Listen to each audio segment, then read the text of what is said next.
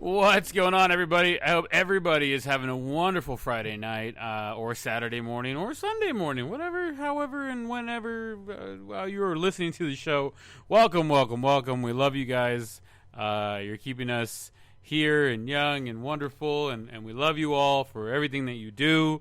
Remember to follow us on the social media, on Twitter, on Instagram. You can find all that stuff at our website, thebluntapodcast.com.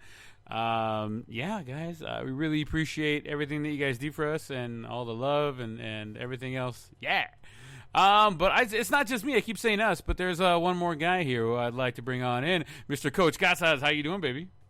What's up? How are we hanging? We're long and to the left, as always. How you doing, man? How's everybody? Good. I know the little lady is finally out of quarantine. How are things at home?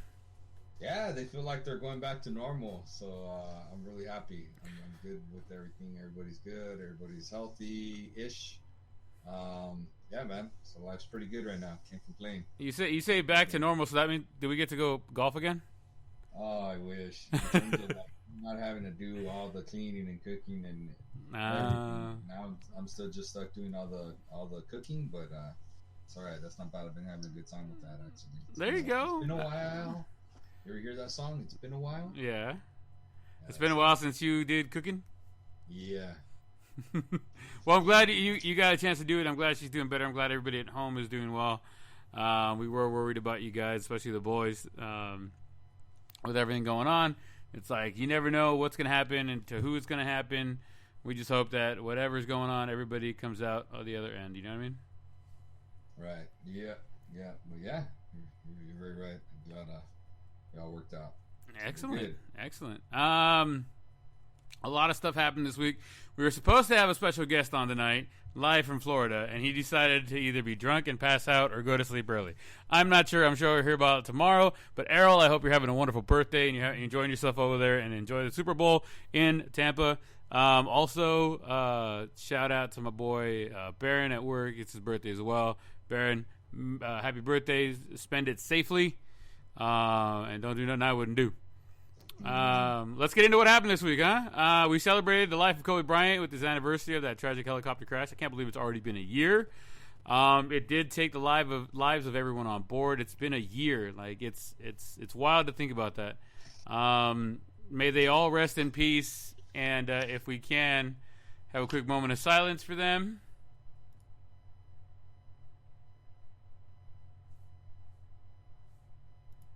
Absolutely, man. All right, let's get it going. I'm not sure what Artie's doing over there, but all I see is this table, so we're okay. Let's get into what actually happened this week, huh? What happened last weekend with our picks? We were upset. The Bucks were upset by the Packers in their own house. What? We all knew it was going to be a close game. Rodgers did work, but it was not enough. There's a lot of talk about a missed call. Did that change the course of the game? The Brady haters will say it's hard to beat Brady when he has the refs in his pocket. Brady lovers will say quit hating in the end. Tampa Ton and the Buccos take a win in Lambeau and become the first team in NFL history to host their own Super Bowl. What do you think about that game, man? Tell me what you think, what your thoughts are. I mean, I was surprised because I thought the game last week that would be the blowout would be Tampa and Green Bay. Like if I had to bet one game for the blowout would be that one. And boy was I wrong. That game was really close, and the blowout was actually the other game. But you know what? I just felt like Rodgers kind of choked, man. Like he got 3 turnovers in the second half, dude, and 2 of them, maybe all 3, but I know 2, he didn't even convert. Like one time was like 3 and out. Okay, then another time is like, dude, you don't give Brady time with the ball, man. You had a chance to score, and you said, hey, let me kick a field goal here. Let's try to stop them. Do you think that was Rodgers' call though, or do you think that was coaching? I don't know. I don't think it was Rodgers' call because I think Rodgers like, oh, we're going for it, right? Yeah. But I think Rodgers should have been like, hey, you know what? Do you want me to sign somewhere else? Do you want me to go somewhere else? No? Okay, we're going for it then. You know? Yeah. Like it's your team, right? Like it's your team. And you got to just man up and say, hey, go for it now. Was it the smart play? Probably. Yeah, sure. Um, You make that play though. You have to know that your yeah, defense yeah, is gonna hold, yeah. and they And had it it. seemed They like had it all week, all game. yeah, and they went to the goal line, and a whole bunch of times they kick a field goal, right? Like even that one, they're at the goal line at like inside the 10, and they had like 3 shots at the end zone, and they couldn't even do anything. And it's like, dude, but you know why? Because they're busy trying to pass the ball. They try to force the ball in. Rodgers wants like the limelight. You know what I'm saying? Mm-hmm. Like, dude, he's got a really good two-headed monster of running backs over there of Aaron Jones and the kid from Summit High School where I teach at. Mm-hmm. Williams. I'm drawing a blank on his first name right now.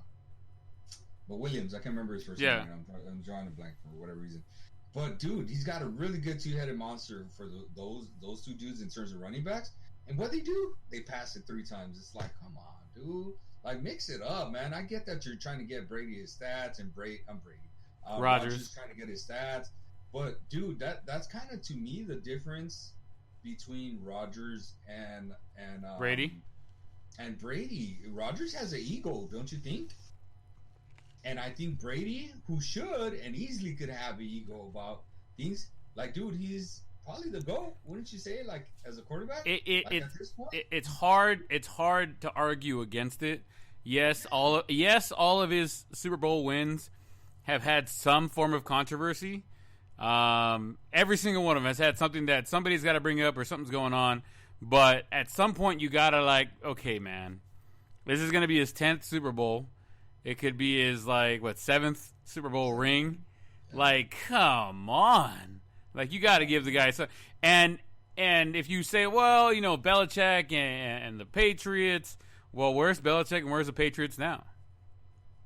Yeah. They're not in the Super Bowl. It was not, I won't say obviously, because it was a mixture of both, but the patience, the quality of a player that Tom Brady is, and his just knowledge of the game is helping, you know. Granted, the Tampa Bay Buccaneers were no slouch team coming into the season.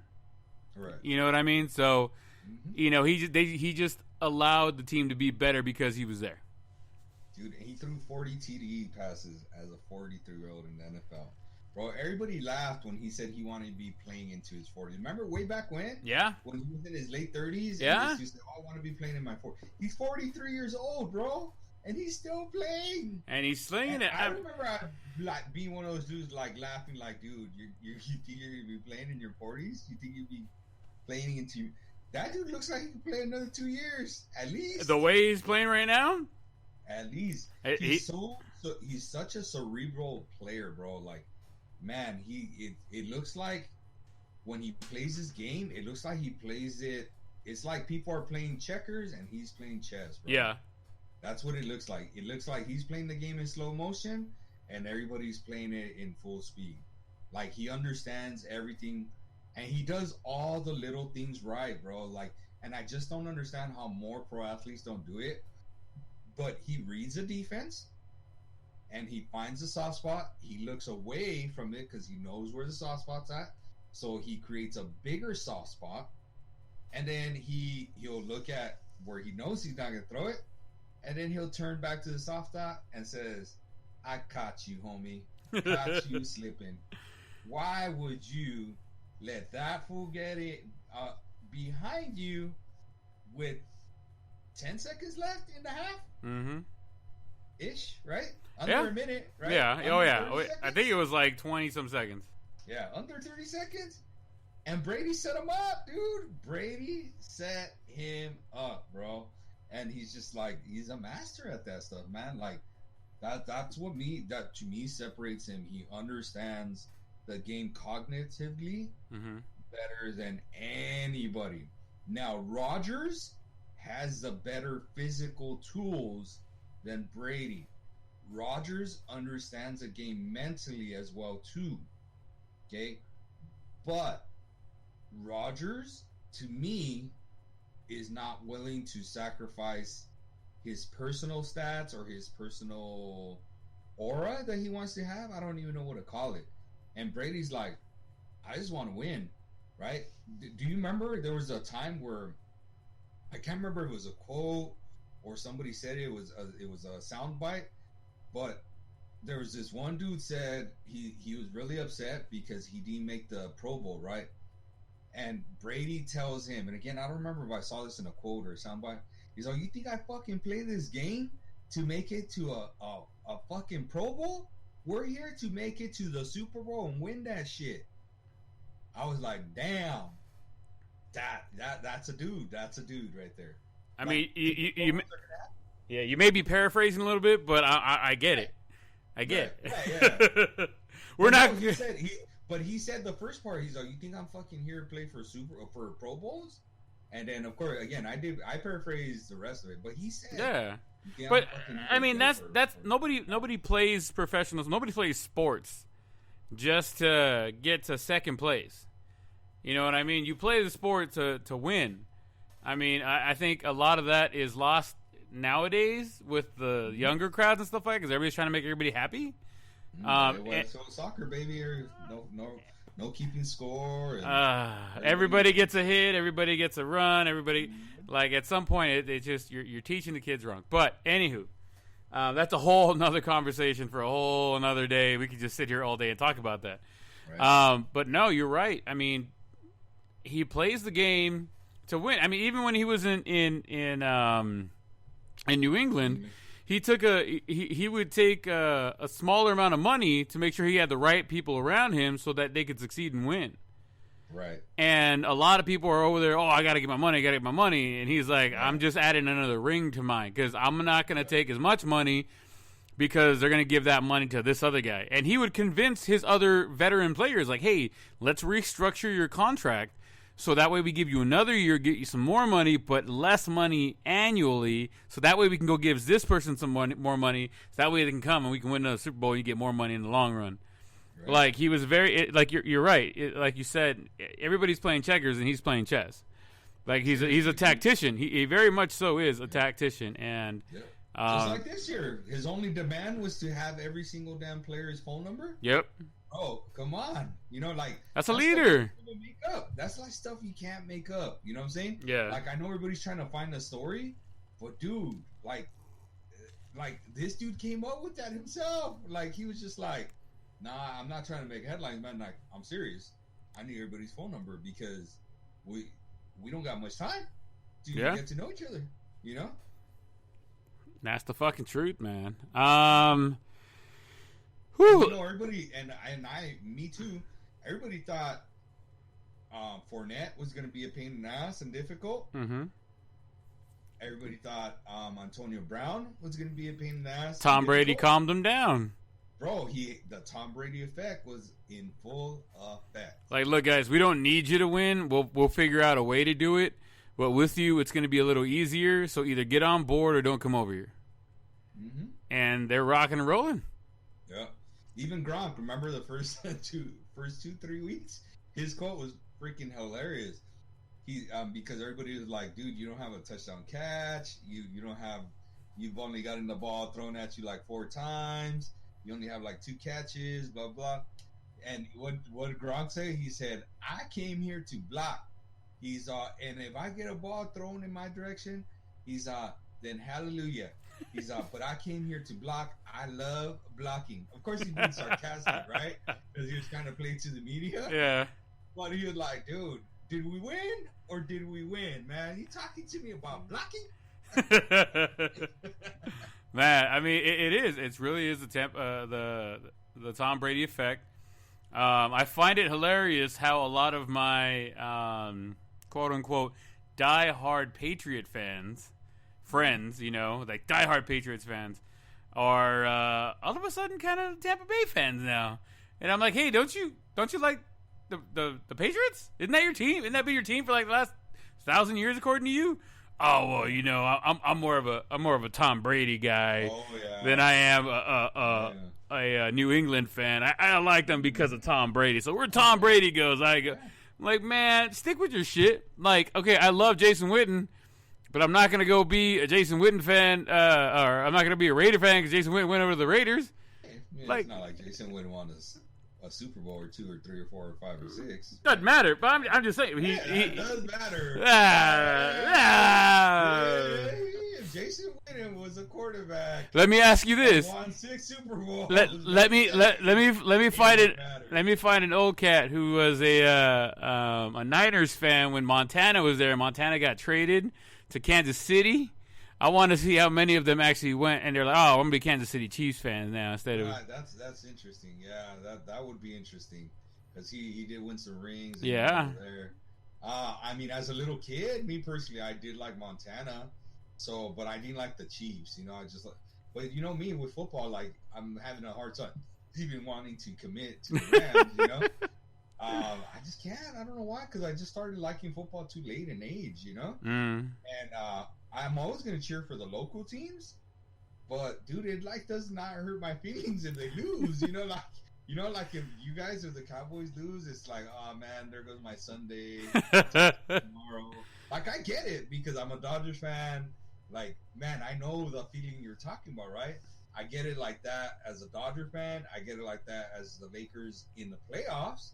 Not really in the regular season, and even with the Dodgers, not even the regular season because there's so many damn games, But in the playoffs, yeah, dude, all of those you're hanging by a thread, Yeah. And with football, I understand because there's only one game every week, so you guys are like, you're ticking time bombs. I feel bad for you guys, you and Joe, and you guys had it rough for a while now. Like you guys just, I don't know, man. I've learned when I'm watching a Cowboy game to be in the game while the game's on.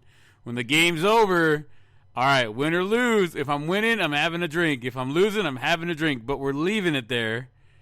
Yeah. And we're going to keep going because even if it's the morning game, I don't want to ruin the rest of my day. You know what I mean? I got to be like, fuck it, man. We lost. We won. Whatever. We got to keep going. I got to go cook. I got to go make some ribs. I got to go cook that carne asada. That's what they do, right? Exactly. I mean, I still watch football the rest of the day, but still, you know what I mean? I think being in like 6 fantasy football leagues this year really helped because I had a lot of stuff going on at once, and the Cowboys lost. Oh, yeah, well, it is what it is. I mean, that and not having Dak the whole year and maybe not having Dak at all at this point, it's going to be interesting because, I mean, I kind of knew, like, if we won, I was like, hey, we won. But if we lost, I was like, yeah, well, we were supposed to, so it is what it is. All right, let's get into what else happened this weekend. To the chagrin of a few friends of mine, Von Tice, I know you're out there. The Bills' Cinderella story has come to an end. Man, but that was a nice run. It was a very nice run. Very. I'm not. They overachieved, bro. I can't take that away from them. It was an amazing run, but the glass slipper didn't make it in time, and the Chiefs are who they thought we were. They were. Damn you, Barron, to my buddy I just said happy birthday to a little while ago. I have to hear it from him for another goddamn year. Well, if they win the Super Bowl. So it was. They're good.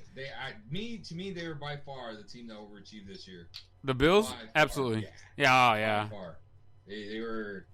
I can't think of another team that overachieved more than they did this year. And you know what? They were good. It's not like they weren't good enough to overachieve, but nobody predicted this. You know what I'm saying? No. Nobody. Even the Bills fans, they could lie to you and say, "Oh no, I knew this was going to happen." You did not know it was going to happen. Calm your titties. Not like this. Not being in the championship game, one win away from the Super Bowl. Like you no. But it was a hell of a ride. I mean, I got to admit, I was excited on Sundays and Mondays and Thursdays and a couple of times, Tuesdays and Wednesdays, to see the Bills play because they were just dynamic. They were explosive. They were winning when people said they shouldn't be winning. And it was really awesome to see them. I'm sad that they lost, but hey, the better team won the game that game, and it is what it is. Had they been anywhere else against anybody else, they might have had a better chance. But it's the Chiefs, and if the sun comes down from the left side instead of the right side, maybe they win. Let's talk Super Bowl, all right? Because we know the two teams that are going to be there. All right. Oh my God. Before we get into that, they have beefed up security and testing. The team and staff are being tested 2 times a day, every day until the Super Bowl. So everybody playing and or involved in that game is getting tested twice a day, and that is fucking wild. I would hate to have my nose jabbed into my soul touched twice a day for like 2 weeks. It's terrible. You know what? What? You say that, and Maria's gone and taken that test a couple times, right? And twice she's had a bad experience, like you did, right? Yeah. I've gone and take it twice so far. Let me tell you, bro, it was nothing. Get the fuck out of here. I swear, it was. I was like, I was worried though. Don't get me wrong, because Maria's told me like, oh my god, this and this and this and that, right? And like I've heard of it, like, oh, I'm over here, I'm like sneezing blood up. I swear they touched my brain. Like I'm not playing, dude. Oh no, I'm with you, dude. I'm with you. Judy said the same shit. I'm like, all right, so I've been reluctant to go get tested the 2 times I got tested, right? Right. And I'm just like, man, like, you know, you're thinking the worst, and I go there, and I'm like, that's it? Like, you know, they test you, and I'm like, that's it? I'm good? Yeah, all right, cool. Bye! Yeah, man. I mean, the worst experience I had was I had to take the boys to get tested. Yeah. And Leo got swabbed from his mouth, right? Right. No problem. Leo was like, okay, it was awkward, it was uncomfortable, but all right. And then Leo had to get swabbed from his nose. Oh, hell no, bro. Because Leo throws punches, bro. Leo throws punches, man. No. Yeah, man. Leo's like, his instincts kick in. He's like, you know, like, he's just, dude, he's quick with it, too. And the lady like, oh, right? I was like, Leo, don't hit her. Don't do it. Don't do it. You know, like, Leo like, come at me. Do it again. See what happens, right? So the lady tested Leo, and they had to go around to the other side to test Juan. And of course, she's thinking Juan's gonna be the same way, but they're really different, right? Because Leo's very like, I'm gonna get your ass, and Juan's like, it's cool, we're cool, real chill and laid back. But they had me take Juan out of the car seat, and I had to hold Juan down, and then they tested him. Oh shit! I think the lady was just scared of getting punched. Right? So that's my little story. I thought it was hilarious. You had to been there, bro. Leo's got, man, that straight jab, bro. Like, it's fast. No, I believe you. And you know why? Because every time you guys come over, the next day you guys leave, Luke's always trying to fight me. He's like, Daddy, come on, punch. He's like, Luke's all, get your hands up, Daddy. Get your hands up. And I'm like, what? And I put my hands up like, and he's over there like punching my hands, and like, I'm like, what the hell? I gotta stop letting Artie come over. God damn it. Leo, not me. Yeah. So Leonard Fournette, we were talking about him earlier. He was saying he knew he'd be playing in the Super Bowl even as a high school senior. His high school quote was, "I can't wait to be playing in the Super Bowl when I get older." And he said, it's like the gods knew even then to tell me, like, keep fighting, keep going, because I was going to play the Super Bowl, and here I am now. So I think that was pretty cool of him. Cool, but not impressed. I Yeah. can't tell you how many, as a teacher, I can't tell you how many kids I see that think they're going to be pros. All of them. Everybody always thinks they're going to be pros, man. Yeah. Come on. If you don't, it's cool when the 1 in a million shot happens. Yeah. You know. Yeah. Kobe was talking. I remember hearing Kobe somewhere saying that he was asked to write an essay about what he wanted to do when he grew up, and that he wanted to play in the NBA. You know, his dad played in the NBA. And dude, having the pedigree of your dad playing the NBA, and the teacher kind of still laughed and said, like, all right, what, like, really, what do you think you're gonna do, right? And you're like, all right, like that, like that. Now, again, senior year, I mean, Fournette was pretty damn beast, because at that point, that was already gonna be playing in college. You know what I'm saying? Yeah. Like, sure, you might play in the NFL. Again, we have like the Stephen Carrs and the Williams, I can't remember his first name. Of the world, who were like, they're just ridiculous at the high school level, like ridiculous. They're video games. Just because you're ridiculous in high school doesn't mean you're gonna duplicate it in college. And let's just say, let alone in the NFL, yeah, because we've seen plenty of college superstars go into the NFL, and just nothing happened. So I mean, it is what it is. Yeah, and Stephen Carr, I believe this was the last year. for USC, and I don't think I haven't heard him say he's going to declare yet, so we're waiting. But I mean, it was his senior year. What's he gonna do? Maybe He already had a redshirt year.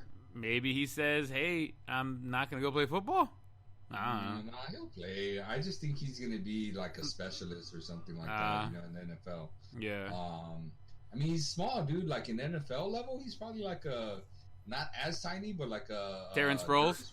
Yeah, you know, like that kind of player because he catches the ball really well out of the backfield and blocks pretty good. You know what I'm saying? Yeah. So he gets a couple rushing touches, but not a lot.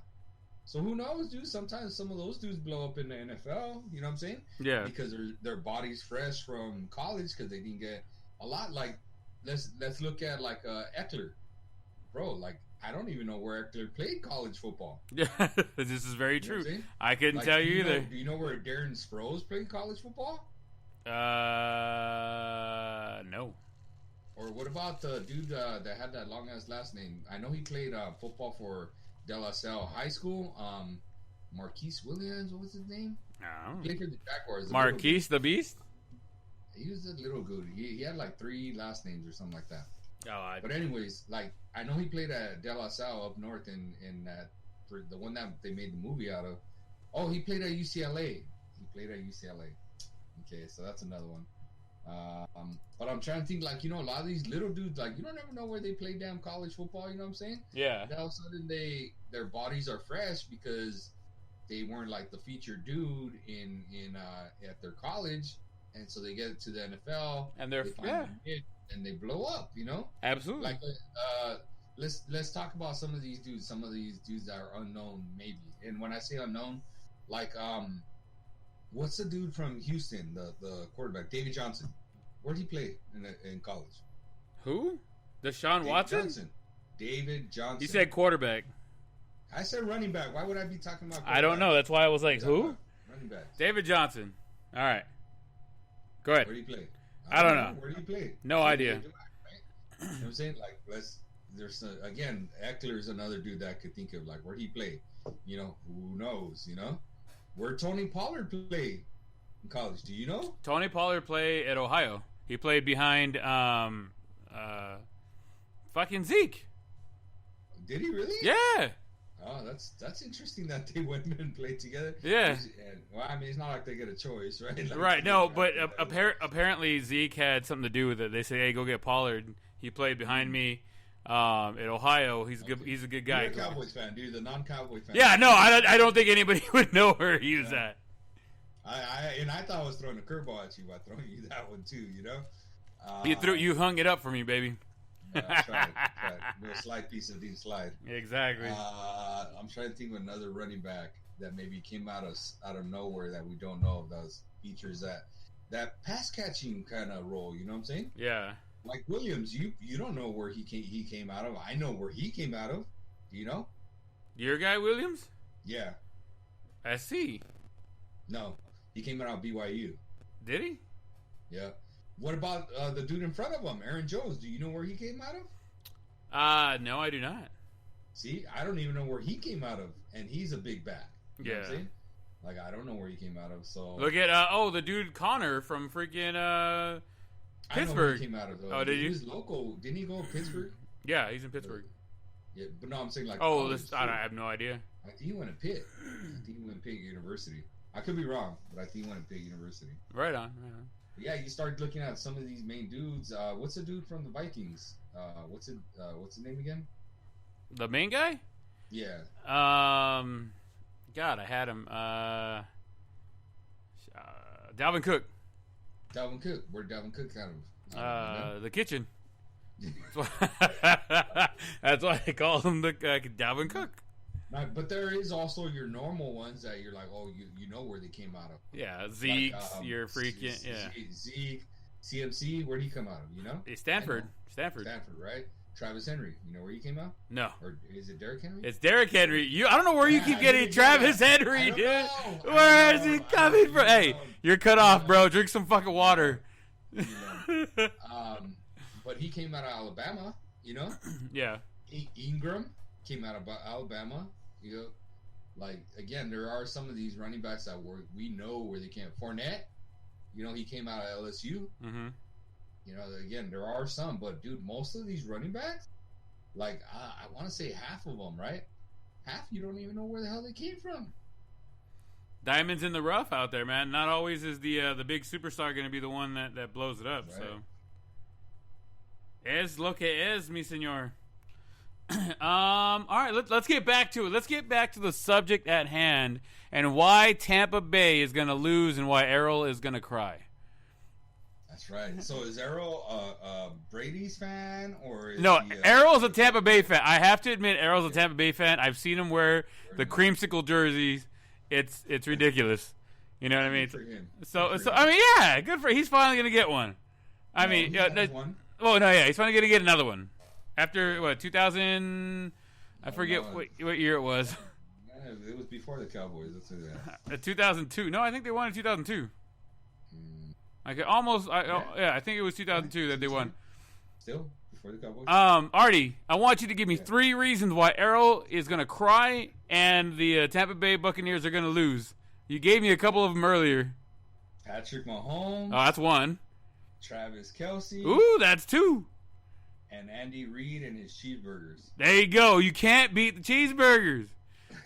So honestly, Patrick, I feel like this game, honestly, Brent, to me, an Errol, I feel bad for you, bro. I think he's gonna put up a fight though, because again, this dude plays chess, and other dudes play checkers. But let me tell you, I feel like Patrick Mahomes deserves a seat at the table in terms of like, all right, you know what? I know how to play a little chess. I don't know all of the moves, but I'm a little faster at making my decisions than you are, and I have all the talents. You know what I'm saying? Yeah. He's also got Hill. He's got Hill, dude. Hill's, jeez. I was not sold on that guy. I was not sold on him at all. Yeah. Let me tell you, I think that dude's a top 3 running back. I mean, receiver. I think he's a top 3 receiver in the NFL. He's right there, dude. He's right. He's just small. That's the big thing. He's just small. But Mahomes, it doesn't even affect him like that. He's a small target. Yeah. He's like, I'm just gonna throw it and he'll get it. Make it happen. He'll make it happen. I just gotta be accurate with it. That's all. And like, dude, I was not sold on him. I'm glad Evan tried to put all those stipulations and freaking little, fine print in our little deal at the beginning of the year, because he would have walked away with that deal easily without any of that fine print. Yeah. He would have wanted some easy money. But thank you, Evan, for being the little troll that you are and trying to put fine print on bets. And it didn't work out. But I'm a believer now when it comes to Hill. And I've been a believer with Holmes. I think he's just a real deal, man. I think he's destined to be a Hall of Famer. He carries himself the right way. He seems very charismatic to me from the outside. He's got all the tool set. Like, he understands the game mentally, and he has the physical tools. So I feel like he's kind of in the same way. He's like the best of both worlds when it comes to Brady and Rodgers. He's like, if Brady and Rodgers had a kid, it would be Patrick Mahomes. I'll give you that. Yeah. Like, that's, and I'm being honest, bro. Like, I really just think he's the cream of the crop, bro. Like, I really do. If that dude's playing, I just don't think there's anybody better. Man, they only lost 1 game this year. Yeah. One, bro. Like, the rest of the games, I don't even think they were that close. I could be wrong, but I mean, I felt like they were in control the whole time, right? Yeah. And Brady, he's won some close games. He's done Brady-esque things, and good for him. But man, dude, when we talk about firepower, now I just feel like Brady's going into this game with he's gonna throw everything he has at Mahomes. And it kind of feels like Mahomes is that last villain, where you're going at him and you're trying to kill him and you're trying to knock him down, but he's just too strong, Yeah. He's the Thanos, you know what I'm saying? Where like it's just his time, right? Thanos is gonna win, sometimes, and it's gonna take an army to beat him. And I just don't think. I think he has too much firepower around him. Personally, I think Travis Kelce is gonna go down as the greatest tight end in history. He's not there yet, but he's trending, dude. Like, and I'm talking about he's trending hard. You know, he's got what 5 straight years of 1,000 yards receiving. He broke the single season record for receptions by a tight end. I think. I don't think he has TDs by a tight end in the season. I think Gronkowski. Mm-hmm. I could be wrong, but it's Gronk or the dude that was with the Saints back then, and this past year he was with the Bears. Jimmy Graham. Mm-hmm. It's one of them two that I think has a single season TD record. But I feel like other than that, like Kelsey's gonna have it all, dude. He already has the Super Bowl. And I just really see this as a passing of the torch. And I think Andy Reid now has that chip off his shoulder, bro, of like, I've won the Super Bowl now. Yeah. And he's kind of fearless. And to me, he showed that fearlessness against the Browns. You know what I'm saying? When that play, because he's like, dude, I've already won a Super Bowl. So what? So what if this fails? Who cares? I got the best quarterback in the NFL right here. I got a top, let's just say 5 receiver at the worst right here. I'm going to let my quarterback, I'm going to let my receiver handle business, and I'll bank on that. And 9 times out of 10, they're probably going to succeed. Yeah. Well, I think he's going to do that. The same thing. I think he's going to play to his strengths, and he's going to be like, I don't give a fuck. Like, I'm going to play my game, and I just think we're better than you. All right, on. So that's why I picked Andy Reid in there, because I don't think there's anything you could do to stop Kelsey or Patrick Mahomes. They're too good. Because Mahomes could run and he could pass, dude. But he's not a running quarterback. He can scramble and get out of there if he has to. He's a quarterback that can run. Yeah. He's a quarterback that can run. You know? And that's okay. And he's gonna figure that out. He knows when to do, when not to. Yeah. And just he's just deadly, bro. He's deadly. Who do you think had the higher completion percentage during the season, Mahomes or Brady? Oh, that's a good question. I have it right here. That's why I was asking. Probably Mahomes. No. Mahomes at 66.3, Brady at 65.7. So right there, Who had more passing yards? Mahomes. 47-40 over 46-33. Who had more passing touchdowns? I think it was Brady. Brady with 40. Mahomes right behind him though, 38. So I mean, they're right there next to each other when it comes to it. Tom Brady has thrown a few more interceptions than Patrick Mahomes this season. 12 interceptions to 6. They both have 3 game-winning drives. What is the yards per pass attempt average? Who has the higher one? Oh, come on. That was the higher one. I thought you wanted the exact number. I was like, man, I get you're trying to stump me here, but geez, come on now. Well, it's got to be Mahomes. Brady doesn't throw it all that far, right? They do not. It's smaller than you would think. Mahomes is only 8.1 yards per attempt on average. Tom Brady's is 7.6. Yeah. So it's about a half a yard. Okay. It's a lot smaller than I thought it was going to be. All right, it is a smaller gap. And then the average yards gained per game. Who do you think has it? I don't understand that one. What do you mean, yards? The average yards per game that they gained. So passing yards, who had the higher average? Brady or Mahomes? Passing only? Mm-hmm. I mean, it would have to be Mahomes if he had the more passing yards, right? Because they played the same number of games. Well, technically, Brady played 2 more games than Mahomes did. Oh, he did? He did. Because a bye or something? Or I'm not sure what happened, but one more game. Patrick Mahomes played 15 games. Tom Brady played 16. Okay. So, you want to stick with Mahomes? I'm rolling the dice here. I don't even think that's a very logical stat to be measuring. It's very easy to measure. You take your total passing yards per game, divide it by the 16 games, it gives you your average. But who cares about that? I'm just asking you a question. All right, I'm still going to say Mahomes. Mahomes with 316, Tom Brady with 289.6. We had the more rushing yards. Thank you very much, Mahomes. Yeah, by a long run. Yeah. Who has it? But you know what? I bet you Brady might have had more rushing TDs. Maybe. I would think he might have had more rushing TDs than Mahomes. Can you look that one up? Who had the higher quarterback rating? Mahomes. 108 to 102. Okay. Let's rock and roll. We have the more rushing TDs.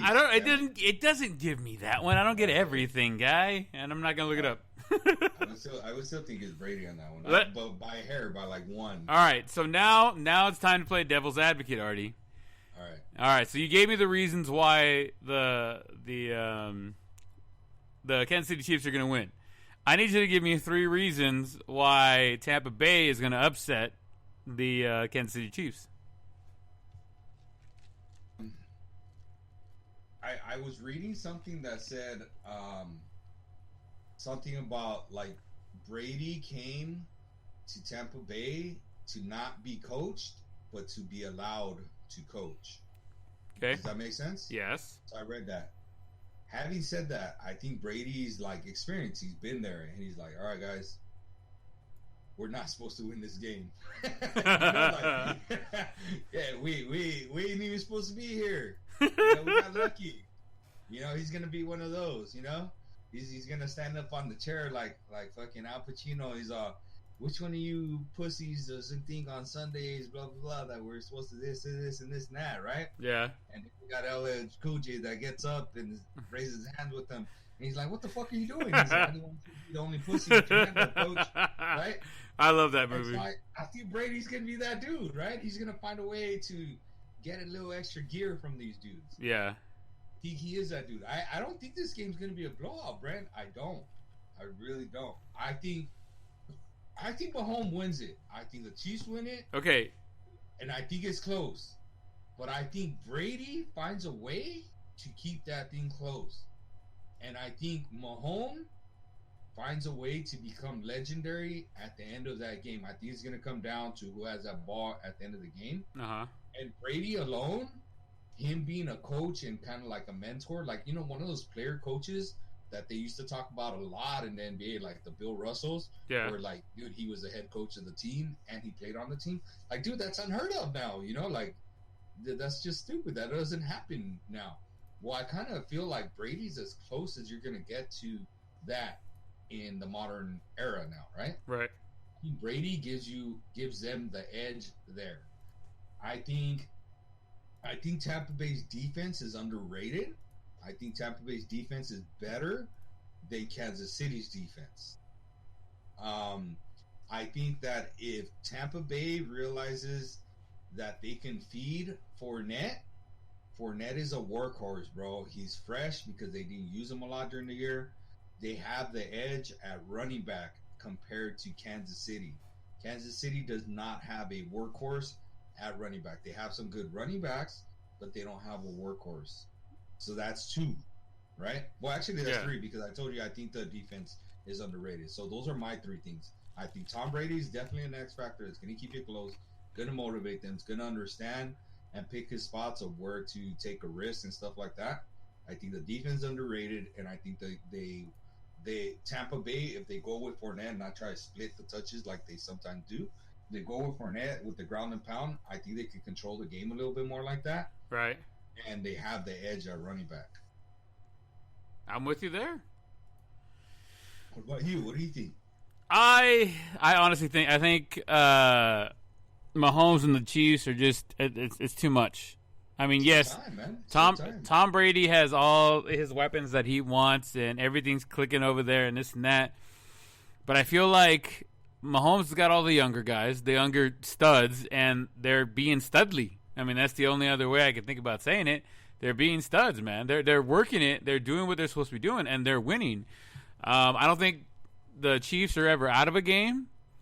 Right. So even if it's going to be close, which I hope it is, it's one of those things where it's going to be a battle back and forth. I think it's going to be who makes who is it? I think Troy Aikman said, first team to make 3 mistakes loses. If they both make 3 mistakes, the team to make the next one is going to be the one that loses. So let's see who makes the first 3 mistakes, and then we'll go from there. That's That's funny. But yeah, I mean, I'm sorry, Errol, and I'm kind of upset. I'm gonna have to listen to Barron talk about it, but I think I got if I had to put money down, I got the Chiefs, man. I might take the Tampa Bay in the points. What's the point spread right now? It doesn't matter. I think it'll be close. I'll take unless it's like a 1-point spread, but I think I'll take Tampa Bay in the points, Errol. Let's see here. Let's see what the spread is, man. What is it? It's got to be around 3 or 4, right? I'm pulling it up right now. Looks like the spread is 3. Kansas City with 3. Who called it, huh? Yeah, I would have told you the same shit, dude. The over-under's at 56 and a half. But you get it. There's a difference. The over-under's at 56 points, 56 and a half. That's over. What do we got here? The Chiefs led league in passing during regular season, ranked second in passing offense. That's where they got him, right? Give me Tampa Bay in the points and the over. Ooh, Tampa Bay with 3? I think that spread is going to go up too. By the way, it's got to, but I think if it was like 5, okay, I'll take. Oh yeah, yes, no shit. I'll take easy. Tampa Bay with 5, but 3, I think is too much, man. I mean, it's too little. Okay. But hopefully the game's like that. You about it then. Yeah, go for it. All right, no problem. All right, so we win by more than 3. I do. So so we have our picks for the Super Bowl. We know we're going to be watching at least live together, away from each other.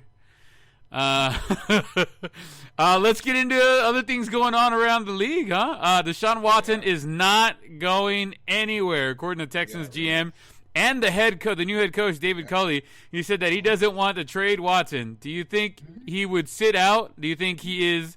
as Randy Moss said, do you think it is, as Randy Moss said, the era of shut up and just play are done? When speaking out about the potential of Watson sitting out to force a trade, do you think Watson sits out to force a trade, or do you think he shows up and plays? He gone. I think he's gone, bro. I think he's gone to the highest bidder. Well, the GM, I don't care what the GM said, bro. And the coach said he ain't going nowhere. Yeah. Good luck with that. Good luck with that. Where do you think he goes then? With the highest bidder, man. Whoever gives it. I think they're gonna try to screw his ass over and be like, "Oh yeah, you like playing for the Jets? Now. Oh yeah." That would be horrible. Yeah, but he's gonna go to the highest bidder, dude. He's gonna. William bid. I heard San Francisco. I heard San Francisco needs somebody. Yeah, we're gonna get to San Francisco here in a minute. I saw somebody post up trade or give them Dak and a 5th round for Deshaun Watson. I'm like, he's not even under contract, dude. Shut the fuck up. Like, you didn't even know what you're talking about. Golly. At least he's healthy. Yeah, right? So you got what, the Jets? That was hilarious though. That was that meme. What did Dak say? He said, "Hold my crutch." Hold on. What was that? He said, "Hold." Was he responding to? He was responding to. What was it? It was hilarious. Somebody posted a meme about how the Cowboys haven't gone to the Super Bowl in like 27 years or whatever. They haven't been to the NFC championship game. Championship since 96. Brady came into the league. Yeah. Right. Or it says Super Bowl appearances something. Cowboys, Brady, 0, blah, blah. and then Brady 10. Yeah, and then Dak responded, "Hold my crutch." Dude, I like him just for that. But you know what? I've always been secretly, even though I make fun of him, I've always been secretly a big fan of Dak. That's why you got to be a Cowboy fan, baby. Yeah, I don't know about that. Because if he goes to the Rams, I love him. But dude, that was hilarious. He said, "Hold my crutch." He said, "Oh yeah." Well, oh, yeah. You heard what's going on with the Rams, right? Oh yeah. Man. There's talks of Matt Stafford going to the Rams, and what? Why though? Why? I don't know, because he's a local boy. No, he's not. He's in Texas. To be closer to Kershaw. I guess just so he can be buddies and shit. They are buddies. I know, but like they can hang out and stuff and have activities. Those dudes could freaking charter private jets all day. Yeah, with the money they've made. Do you think if the Rams get Matthew Stafford, do you think they become a viable contender? I think Matthew Stafford's best days are behind him. I don't understand why they would want him, dude. And then they paid Goff all that damn money. Dude. Do you think they're trying to dump the contract? Is that why they're looking at Matthew Stafford, or that's even coming up? I don't understand. I know the Lions are looking to dump money. They're in sell mode, so they're looking to be like, hey Matthew, thanks. You gave us our best years, but we can't contend with you, and we're not trying to contend without you. So we're just gonna put you in the best place scenario for you to possibly win. And to me, that is a good scenario for him to be in, to have a shot, because they're gonna make the playoffs out of LA. Yeah, you know what I'm saying? Because that division, like they're good enough. They have a good enough team. I don't understand why you would go after Matthews. If you're gonna go for it, dude, hey man, you want Goff? You Watson, Goff? Hey, hey, we'll take care of it. Make the little swapperoo. I don't understand. Like, if we're dude, but really, you're like, hey, let me go for. I don't even know how old Stafford is, bro. But let me tell you, Stafford's got to be like 33, 34. Really? Gotta be. He went to high school with Kershaw. Kershaw's 30. You're right. Kershaw's just been around with the Dodgers forever. He's been pitching since he was like 17 with the Dodgers. Yeah, right. So it feels like he's older than he is, I mean, he does get beat up a little bit more. Ooh. Matthew Stafford. Yeah. Yeah. Well, I don't know, bro. Fucking Kershaw's neck hurts sometimes, It's from carrying the Dodgers and shit. His back too. Yeah. He's 32 years old. I told you. I mean, damn. In terms of Tom Brady standards. I mean, you want to go there? He's got 10 years, man. Yeah, solid. I don't know, man. It'll be interesting where he ends up going. Hopefully, he doesn't get screwed over and has to go to like the Jets or some shit. But I don't think they do. I don't think they will. I think they're in sell mode, and I think they're gonna try to put him in a good scenario to try to win. Gotcha. Like, hey man, you gave us everything you had here to the organization. I really do think that's what they're doing. Because I mean, bro, who trades you to like a good team? Like, what I'm saying? Yeah. And is open about it. Like, hey, we're trying to get you to.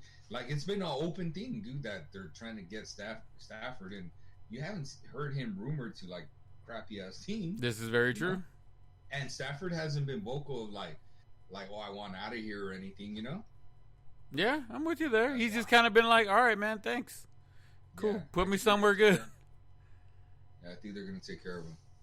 Right on. Moving on. Speaking of signing contracts, right, and paying people, Dak has finally signed a long-term deal with Anheuser-Busch. Oh, you had me. You had me at hello, senor. In the morning, you got me, dude. Where? It's not the long-term deal the Cowboys fans were looking for. But does this spell doom for the Cowboys/Dak negotiations, since the official beer of the Cowboys is Coors? I did not know that. That's funny. And will this be the rift? Are the Cowboys going to look away from Dak Prescott at this point? Dak did come out, like you said, told Zeke, grab my helmet. When they posted about Twitter and Brady's Super Bowl accolades versus the Cowboys Super Bowl accolades, since Brady's been in, like we were talking about. He said, hold my helmet. He said, hold my I'm trying to give him better, bro. Come on. But it's great. It's great because people keep talking about how if you're the quarterback of the Dallas Cowboy, you're going to get endorsements. You're going to get this. You're going to get that. My thing is if he's your guy, and somebody else said this earlier or the other day, they said if he's your guy, you're Jerry Jones, and he's your guy. You keep telling everybody he's your guy, he's your guy, he's your guy. If your official beer is Coors, why not go to the Coors guys and go, hey man, my quarterback needs an endorsement. Why go to the other guy? You basically went to the Giants at this point, or the Eagles of the beer competition there between Coors and Anheuser-Busch. So, I mean, what do you think with that? Like, do you think this is the beginning of the end for Dak in Dallas? All I gotta say is I would have liked him more if he would have signed with Dos Equis. Let me tell you.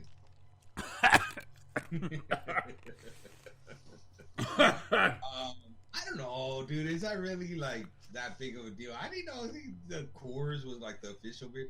Bro, come on.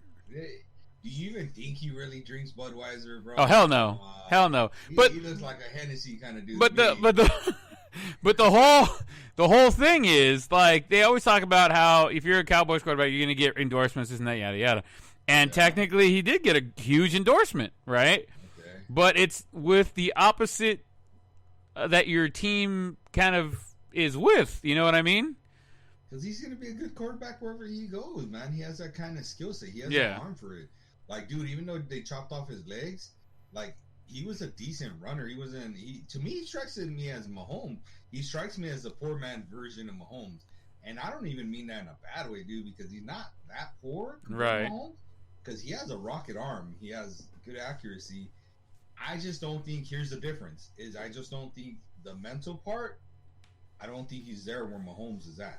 Again, I'm saying like the reading the defense, the understanding stuff, to getting rid of the ball when we should, stuff like that. I think even the off the field stuff, he's not there where Mahomes is at. And Mahomes is years ahead of I think anybody in his age group that's in the league. Yeah, but I mean, besides one little party one time, like Dak stays out of trouble, you know.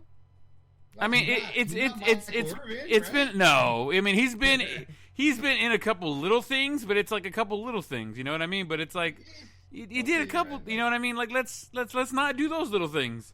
But you gotta remember too, like Dak came from nothing, so all of a sudden he gets put into the limelight. Like, you know, Patrick grew up in money with his dad, right? He grew up around the pros, and then he went to a big school-ish, right? Texas Tech, right? Like, they're not a tiny school. I don't even know where Dak went, to be honest. Tell me where Dak went. Mississippi State.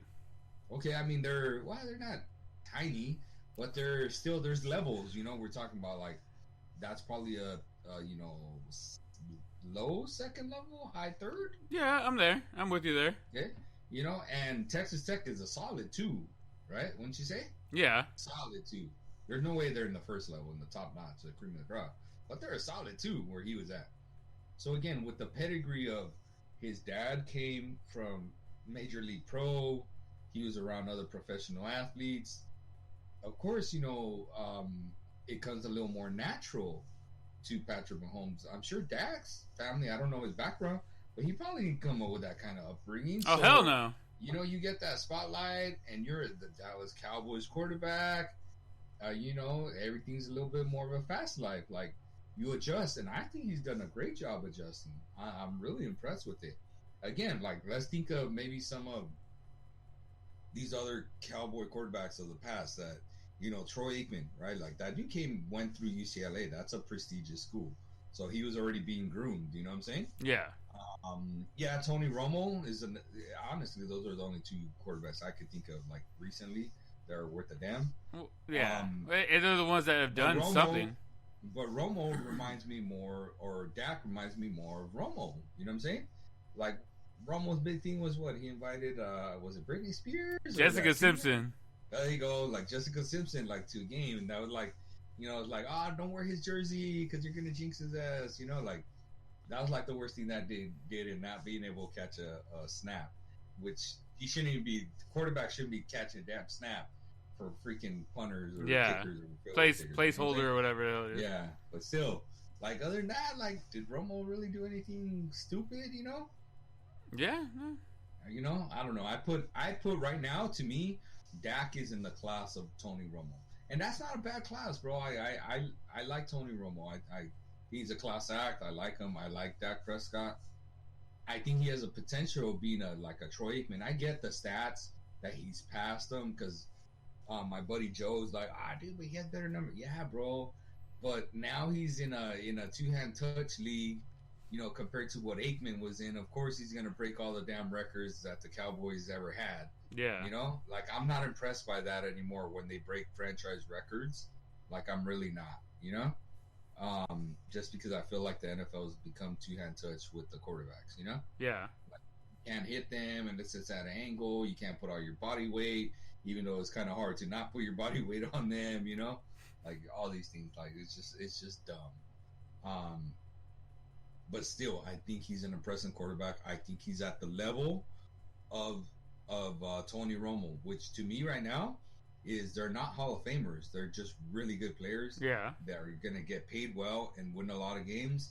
And I think Dak has the ability to take them and win a Super Bowl.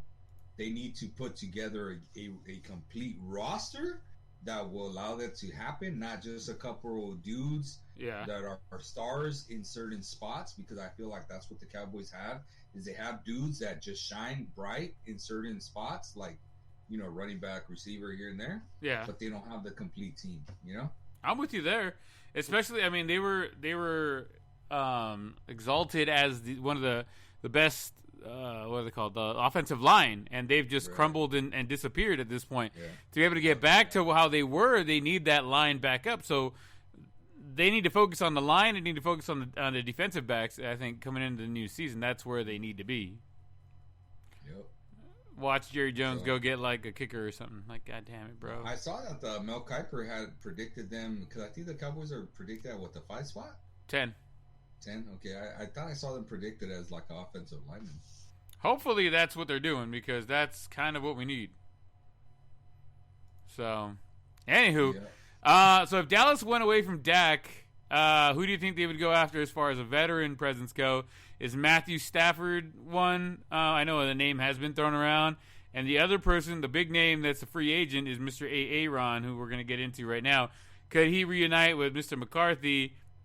What do you think about either one of those guys playing in Dallas? Well, Rodgers hates McCarthy, so no. Right. Stafford would be a great pick right there, but Dak ain't going nowhere, bro. They're gonna figure out some kind of numbers or contracts and find a ways to stay there. He's just too tied into the Cowboys.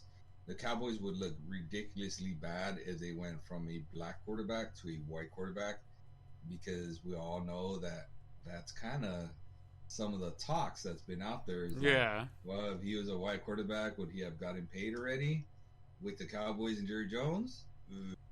Probably yes. No, I don't know.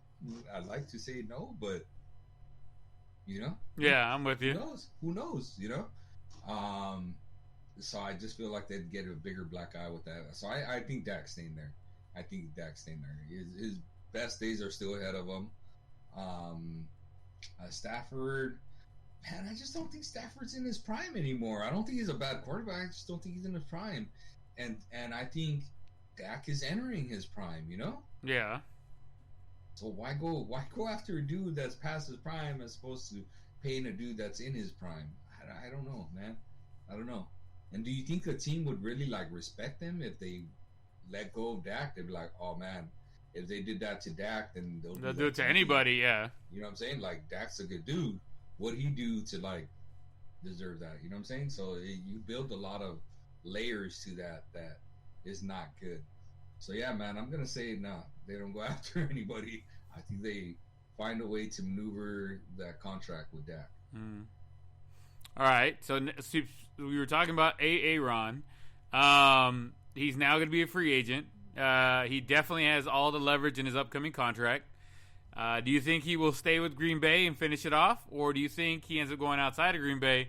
I know we talked about this. Where do we think he would go? I say San Francisco, going back to the Bay Area where he played college ball. Where do you think he goes? If he goes somewhere else, or do you think he stays in Green Bay? Okay, so I just Googled it because I thought I had read this too. I don't remember him being a free agent, and I just Googled it real quick, and it says here he signed a four-year contract, and signing bonus guaranteed, and that he's not a free agent until 2024. So I'm not sure what you're talking about. And you know what prompted me to say this is I don't know who said it on Green Bay, because Aaron Rodgers was kind of taking a jab at the front office after the game when they lost, and he said, "Oh, well, none of our futures are guaranteed. We don't know what's going to happen." Blah blah blah. And then one of his teammates, I forgot who it was. I'm honestly drawing a blank. They're saying, you realize that Aaron was just playing, right? He's locked up for the next 2 years, which makes sense because it's 2021, so that's 2022, 23. Well, it's actually 3 more years, right? But no, because he's a free agent in 2024, so he's so that makes sense. He's locked up for the next 2 years. So I'm like, what? Like, why are people talking about like him going somewhere else if this dude's locked up for the next 2 years? Well, okay. Are you saying that he's gonna force himself? No. So I have a thing. So the last 2 years of the contract are Green Bay. They get to pick up the contract or not for the last 2 years. So that would be 22 and 23. Yeah, but they're not gonna pick up his contract, dude. They did draft his fucking guy. So what? Oh, I can't even tell you what's the quarterback's name that they drafted. Love. His last name is Love. I remember that. Bet. From where? That one I don't remember, but I know they picked up the quarterback. You can't tell me the dude's first name, and you can't tell me where he was gonna draft. And that's the dude you're gonna bank this franchise on. If he was a Cowboy, I bet you I'd be able to tell you his name and shit like that. I knew Dak when he was Dak. Dude, but he was. Get out of here! No, man, nah. They're gonna sign his ass. They're gonna because man, they're no. Yeah, he comes back, bro. He's not a free agent. They don't let him go. He's gonna win the MVP this year, bro. Jordan Love is the guy's name. You got it. All right, cool. Out of nowhere. All right. Okay. Yeah, man. So, I don't think he goes anywhere. I think Jordan. I can't even tell you who Jordan Love. Where does he play for? Quarterback, Green Bay Packers. He played college football at Utah State. Yeah, bro. Yeah. You know that, and you know what? That might be rubbing even more salt in the wound to Aaron Rodgers. Mm-hmm. You know why? Because he played at Utah. Yeah, and Aaron Rodgers played it in oh my God, I can't think of the name of this. Berkeley, there it is. Okay. But who was drafted that same year that played at Utah that was taken number 1 as Rodgers? What do you mean? And I could be wrong, but I believe that's where he played at. Alex Smith. Oh, shut up. I could be wrong. But I believe that's where he played. As we know, Artie's not normally wrong. When he is, he doesn't like to admit it, but sometimes he's not. So, but Utah, that's where he played at. Okay. What a coinky dinky, right? Trying to piss the wrong people off. All I'm saying. Right? You're like, oh yeah, and he's from Utah. Oh yeah. You know how I feel about Utah. You know how I feel about Utah. You know, and you still drafted him. All right, he ain't going nowhere. Don't worry, cheeseheads. He ain't going nowhere. He'll be there till 2023. He's a free agent. I'll tell you that. They might trade him if he starts like, oh yeah, we'll trade your ass. You like the Jets? You want to go play with the Jets? Why is everybody's punishment going to the Jets, man? Jesus Christ! I mean, I get it, but still. I mean, but who else could like? Imagine with the Jaguars, and he's like, yeah. You know, it's funny. You're saying he'd go to the Jets, right? Brett Favre went to the Jets right after Green Bay, and he took them to the championship game. That'd be hilarious to have them go right behind him. Following the same path. There you go. And then he's got to go play for the Vikings. Yeah. And remember what I told you, because Rodgers to me is bitching about the same thing that he did to Brett Favre. Yeah. You know what I'm saying? Like where like they drafted his incumbent or whatever, like the next quarterback in line, and it's like, well, dude, that's what you did. That's what they did with you with Brett Favre. Same shit. Brett Favre out before he was ready to go, and now I don't think Rodgers is still towards the tail end of his prime. Well, bro, Rodgers is a top 3 quarterback, 5 for sure. Top 5 for sure. Top 3 close. Yeah, he's right there. I mean, because I put Mahomes at 1, and then next would be, Brady, I guess. Right. I mean, you kind of have to at this point. Right. It kind of feels weird saying it, but it's like Look where he's at. Look what he's doing. Yeah, you got to kind of go with Brady. Yeah. And then for as much shit as he getting, who are you gonna take over Rodgers? Who are you gonna take? What other quarterback you say like, man, I want him over Rodgers? I like Dak, bro, but I know I don't like he's not up there more than Rodgers. No, I like Russell Wilson. I don't like him more than Rodgers. What about the dude from the Bills? I like him. I don't like him more than Rodgers. All right, then Rodgers number 3, top 3. There's not. And honestly, right now, I would take Rodgers over Brady. So I'd put him, for me, I'd rank him as number 2. Right? There's no way I'm taking anybody over Mahomes. Nobody, bro. Nobody. He's just the cream of the crop right now. He's just got it all. But I get Brady deserves that 2 spot. But if we're talking about like, hey, we got Brady or we got Rodgers. Well, yeah, Brady, that's great that you've done all that. But let me tell you, you've done all that. You didn't say you're not going to do that anymore. Rodgers still got a couple years left in the tank. Yeah. Brady's on fumes right now. Yeah. But those fumes are getting him far. I'll tell you that much. Yeah, I agree. A bit of happy news, I guess. Not I guess, but a bit of happy news. Coach Ron Rivera tweeted out thank you messages after being declared 100% cancer free. Congrats to the big coach for getting through this, and congrats to see where he's gonna go next and what he's gonna do. I mean, it's always nice. We finally had a good story. The last couple of shows we've had to say I'm sorry and moratoriums to people that have passed on. I'm just glad that Ron Rivera made it through. Attaboy. And they won the division, right? They did. They did. Let's switch gears, man. Let's jump into the MLB. We got some interesting things coming up on MLB. Some free agent pickups, some signings, some trades, and a little bit of controversy. Yeah, but from now, let's get a word from our sponsors. You gonna go pee? I guess we're going to pee. I want to go get another beer or 2. Okay. And we're back from our scheduled, what'd you call it? From our sponsors. All right, we're jumping into MLB.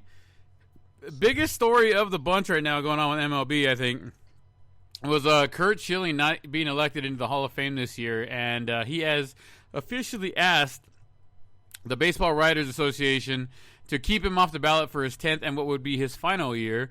The writers came back and said, per the rules set forth before, et cetera, he falls under the criteria of having his name on the ballot, so he will be on the ballot for the 10th and final year. So why are people making a deal about Curt Schilling and what's going on? Are his stats worthy of the Hall of Fame? Absolutely. If you take his career and what he did, absolutely he is Hall of Fame worthy. But being a part of the Hall of Fame is also what you do to represent the league, the game, and all those who came before you and those that are coming in front of you to set the example. Curt Schilling made some pretty, I don't want to say outlandish statements, but he made some statements that rubbed some people the wrong way.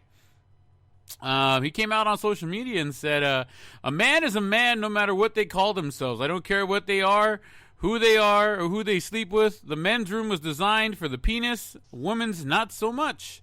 Now you need laws telling us differently. It's pathetic. He came out and said that, and then when getting some backlash because of it, he came out and said, I'm loud, I talk too much, I think I know more than I do, those and a billion other issues I know I have. Like every one of you, I have flaws, but I'm okay with my flaws. They're what make me me.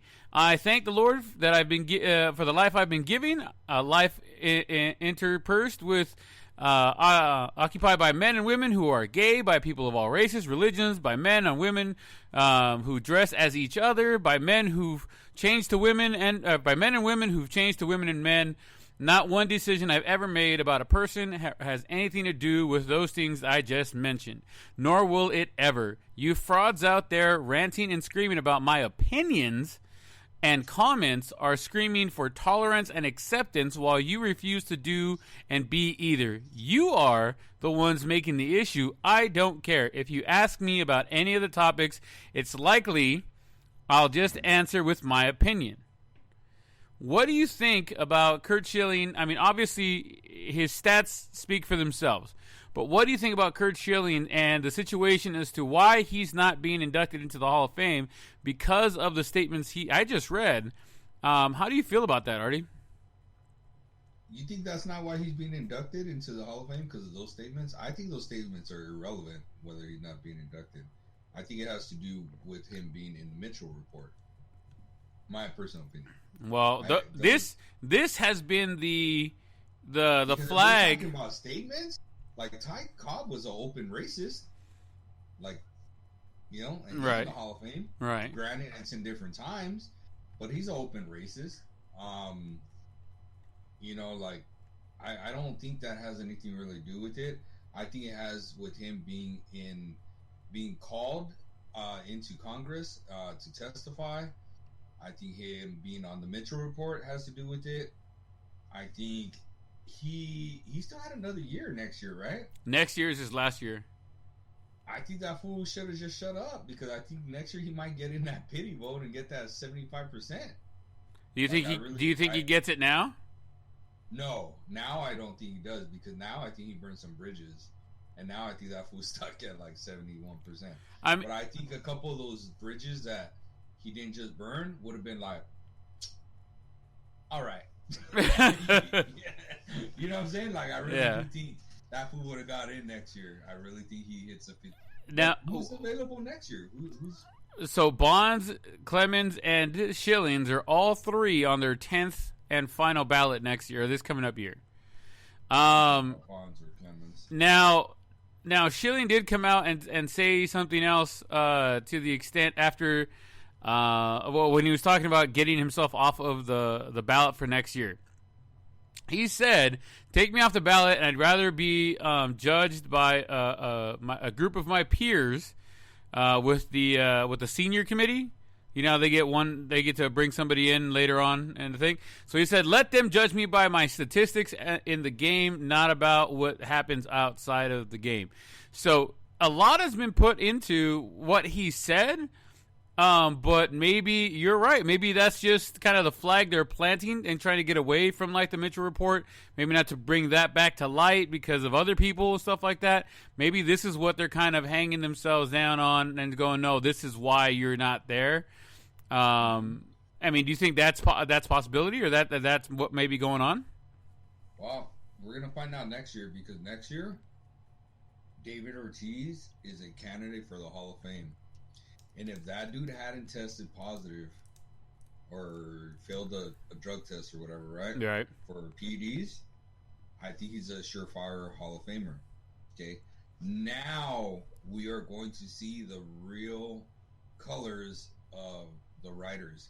Are they going to let David Ortiz, a known cheater, into the Hall of Fame, yet discriminate Roger, Schilling, and Clemens, who are not known, but they came out on the Mitchell Report, not get into the Hall of Fame?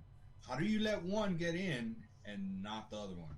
Do you think they let Ortiz in towards the end of his ballot run in 7-8 years from now? Here's the thing: is Ortiz has always done well with the media. Right. He's never really had issues with the media. Ortiz came out, apologized, and just swept under the rug. They never really bring it up again.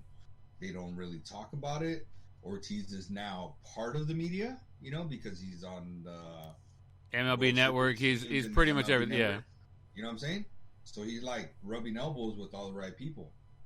And that's part of the problem is these dudes that are not getting in, Schilling, Clemens, and Bonds, they have never seen eye to eye or really respected the media. And that's why these dudes are being outcasted. That makes sense? Yeah. But now, to me, if you let Ortiz in and not those three dudes in, you're a hypocrite. There's no other way to put it. Well, that's why I'm asking. Obviously, Ortiz ain't going to be in on his first ballot. I think Ortiz gets, 30%, 40% in that first round, but because people are trying to, he's rubbing elbows with the right people, like you said.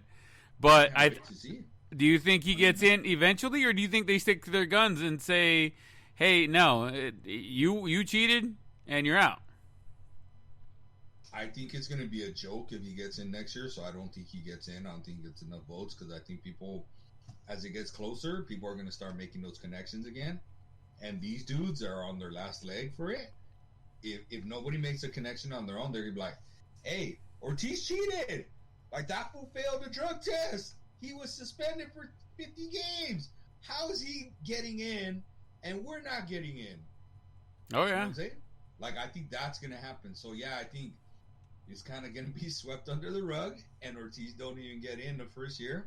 Well, yeah, no, I doubt he would. To see the that's why I'm saying like his 7th, 8th year, somewhere down the line, they finally go. See the percentage in year one. I don't even care about those years, dude, because right now that's not important. I want to see what percentage he gets this first year.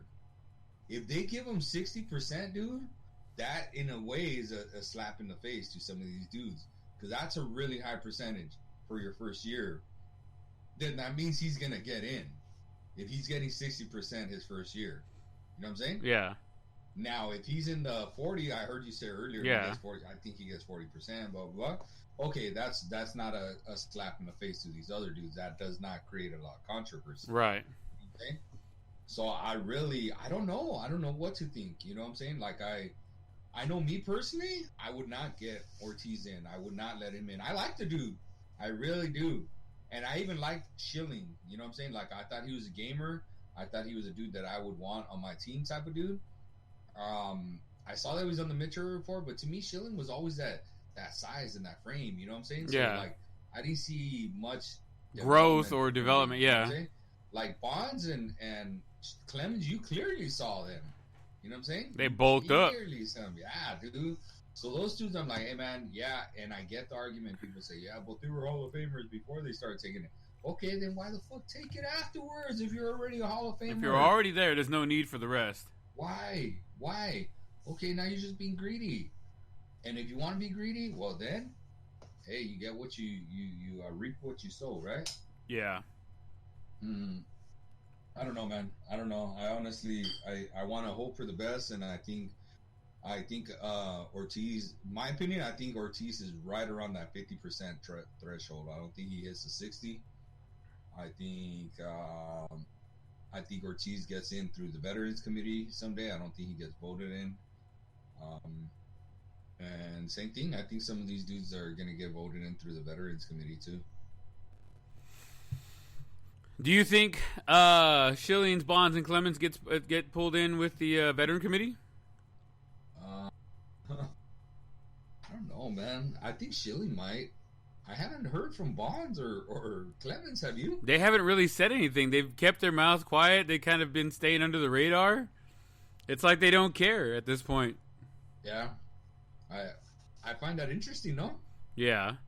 I know Bonds did say he was blackballed from baseball, remember? Yeah. Well, when he finished his contract, nobody else wanted to pick him up. He said I'm out. And he was still good. Yeah. Like, he could have gone to the American League and DH for another couple years easily. Easily. But nobody wanted him.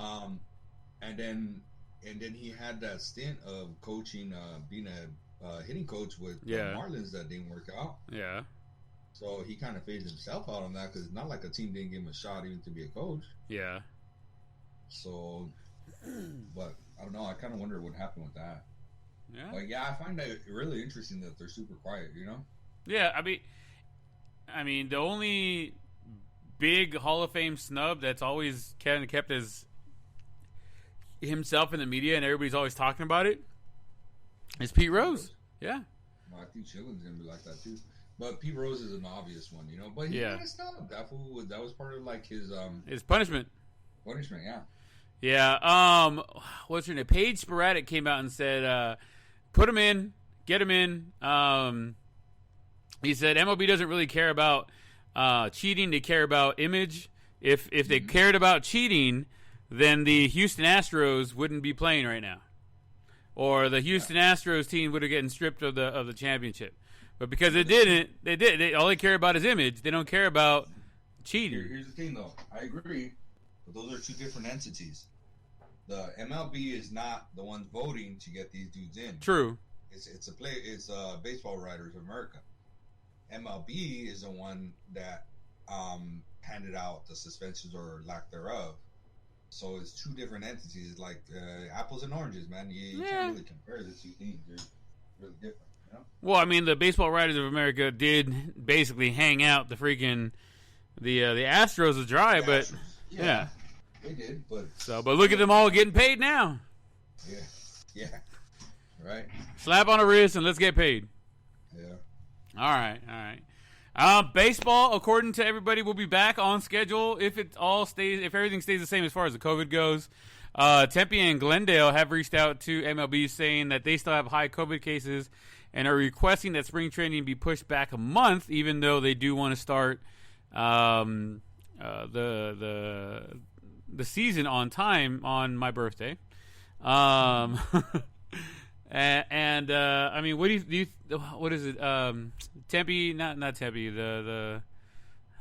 What's the summer the spring training? They have a league for it. The grapefruit and the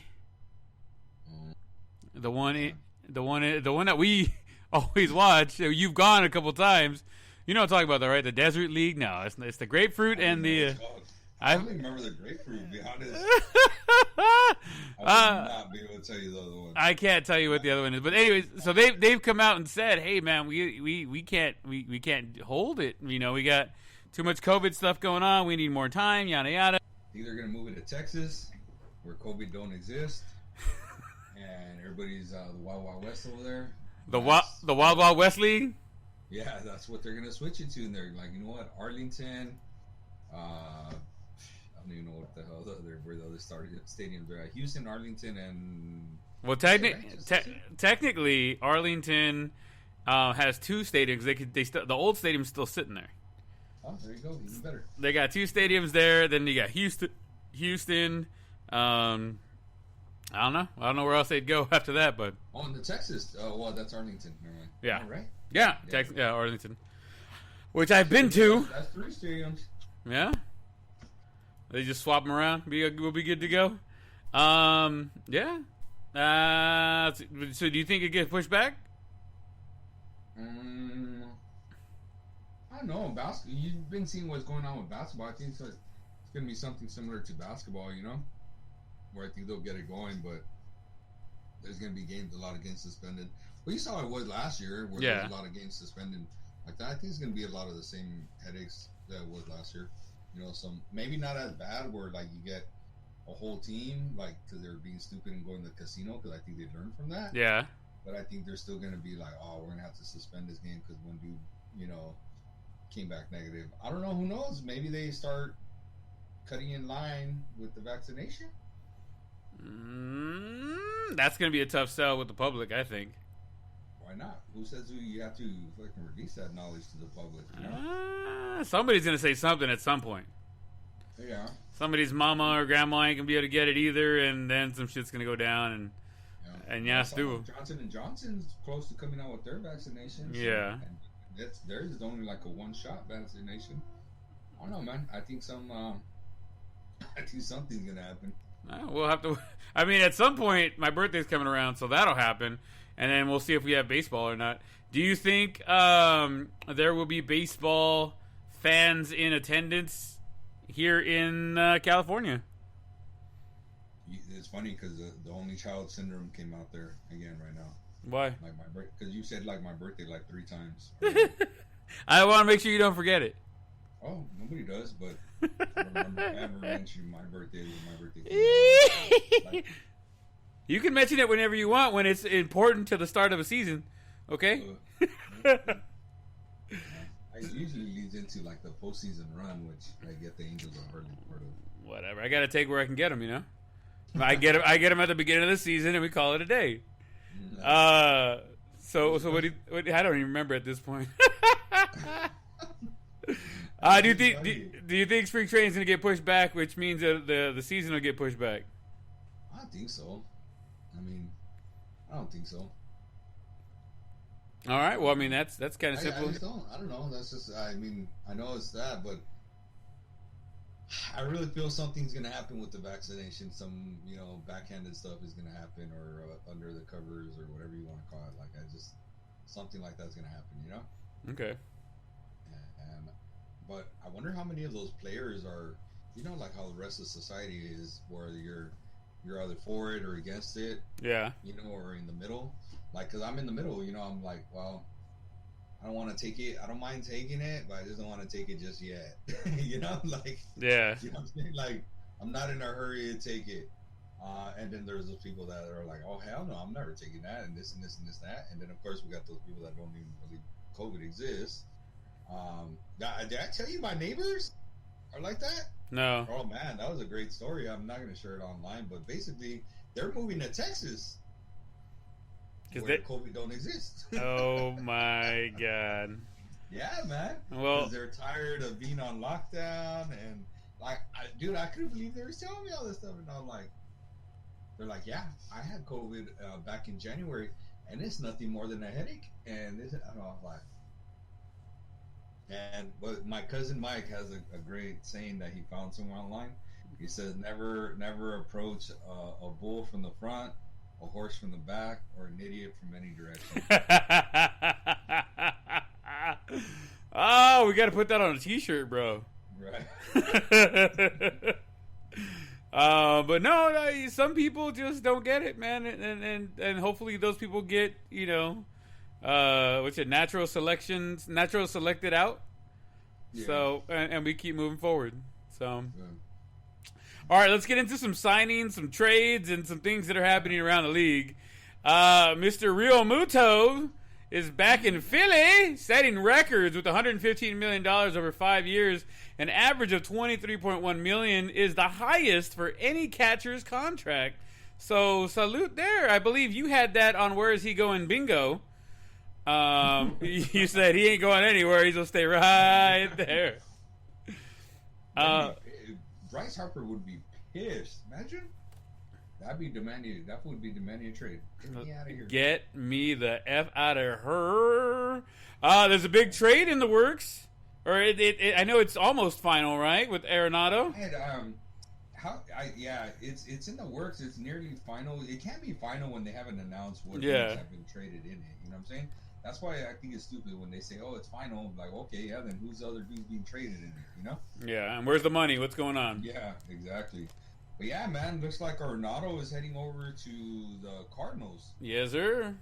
You put Braves in here? Well, earlier when I was writing the thing, the Cardinals and Braves were the two teams that were in talks with the Rockies for Arenado, and then right before we started, it broke that he's going to the Cardinals via. Pending a couple little things here and there, but that was the Cardinals or Braves. So miramos. Now it's the Cardinals. Yeah. So I know the big thing is that they're saying the Cardinals are going to be getting a lot of money. They're going to be getting in excess of $50 million for him because he is. I wrote all that stuff down there. I'm scrolling down. So they're going to be getting upwards of $50 million for him next year, or I don't know about next year, but maybe spread over because that dude signed a 8-year contract worth $260 million back in 2019. So he was in he just finished. Year 19. So I wonder if did he sign it in 19? So 20 was the first year of it. Or 19 the first year? I think 19 was the first year. Okay, so then this would be his third year of it, right? 19, 20 already passed. So he'd be in year number 3 of a 8-year contract. That's a lot of money, man. That's a lot of money. But kicking him back. But you got a lot of talent right there, moving in that direction. So I know Arenado's name has been in the talks of being traded a few different times over the last couple of years. Even though he signed that extension or that contract, his name has never not been in talks with in a the fuck is it called, a trade. The Dodgers were one of them. Which is never gonna happen, dude. They don't ever trade interdivision. I already had told you that. Like, I didn't want to get my hopes up. The only way it happens is if, let's say, he goes to the Cardinals right now. and then the Cardinals flip They him. had some kind of like, what is it? The dark room handshake type Yeah, of thing. Like, yeah. we'll flip him over to you. You know, that's the only way that happens. That he comes over here, dude. But that is rarely gonna happen. Yeah, I mean, they could, I guess, theoretically, right? But I just don't see that happening, and that would be stupid for the Cardinals. I mean, the Rockies to trade him to the Dodgers, because then he's just gonna be pounding on the Rockies. You know. Speaking of the Cardinals, Mr. Yadier Molina is expected to sign a 1-year deal, possibly finishing out his career after this year with the Cardinals. So, yay, Mr. Yadier Molina. Yeah, it's interesting. Wainwright back with the Cardinals for a 1-year, $8 million. That too, yeah. I could. That you wanted as an angel. Ah, Jesus Christ! I told you about him too. I was like, "Hey, we can go get Wainwright," and I'm like, "You motherfucker! $8 million, Angels! $8 million goddamn dollars! You could have given them $8 million and $8 million and $1 for 1 year's work. Come on, guys. They're." What are we doing here? I don't know, man. Apparently I know more than our new manager. I don't know what he's doing or what's happening. So just get some shit done, man. God damn it, we're tired of just watching things. Who do you really want?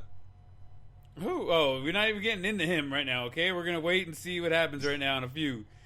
Your boy Junior, the kid, gets his big boy pants on and gets a big gig. Mr. Ken Griffey Jr. will now serve as a senior advisor to the commissioner with an emphasis on youth development and improving diversity. What do you think about him finally getting his feet into working with the league and the organizations and stuff like that? I mean, I think it's cool. I think he's kids or players could easily look at and say, man, he's cool. You know what I'm saying? Like, playing baseball is cool. Have you heard the negative connotation that they're trying to go away from? What's that? And not call baseball like a grind. You know, because baseball is a grind. Or Yeah. you grind through it. They're trying to go away from that because it gives it a negative connotation of it. You know what I'm saying? And, again, we got kids with the whole AYSO soccer mentality of everybody wins. Oh, it's meant to be easy, blah, blah, blah. I mean, like in a league of their own, if it was easy, everybody would do it. Yeah. Right? Like, it's that. There's no crying in baseball. Yeah, but that's a whole different thing. Yeah. But, if it was easy, everybody would do it. Well, that's what makes baseball beautiful is that it's not an easy sport, But they're just trying to attack. They're trying to attract the minorities in the inner cities is what they're trying to attract. Yeah. I forget who it was that said the hardest thing to do in sports is to hit a what is it, a 90-mile-an-hour fastball with a bat.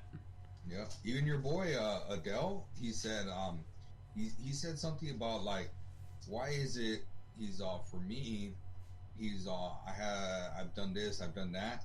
He's when I do it, it's a lot of a God-given ability, but when another player does it who's not minority descent. He said, "Oh, he has leadership skills. He has this." He's like, "Why can't they ever say that about like someone in a minority position?" He said something again. Now I'm paraphrasing that, but he said it some to that effect, and I'm like, "Damn, dude, that's a good paraphrase." Right.